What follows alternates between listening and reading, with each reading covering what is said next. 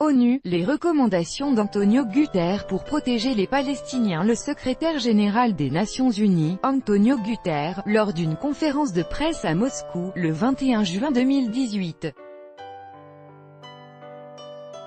Yurika Adobnov, AFP. Alors que de nouvelles manifestations meurtrières ont éclaté vendredi 17 août à la frontière israélienne, sur fond de négociations pour une trêve de longue durée, dit-on, entre Israël et le Hamas qui contrôle la bande de Gaza, le secrétaire général de l'ONU vient de présenter des recommandations pour la protection des Palestiniens dans les territoires occupés.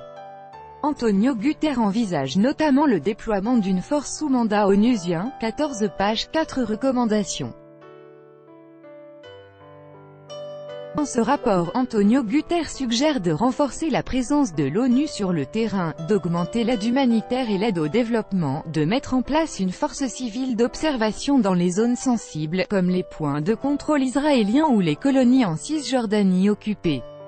Enfin, quatrième recommandation, le patron des Nations Unies propose le déploiement d'une force policière ou militaire sous mandat de l'ONU pour une protection physique des civils palestiniens. Israël n'a pas encore réagi à ce rapport d'Antonio Guterres, mais on imagine mal l'État hébreu accepter un tel déploiement, qu'il a toujours fermement exclu.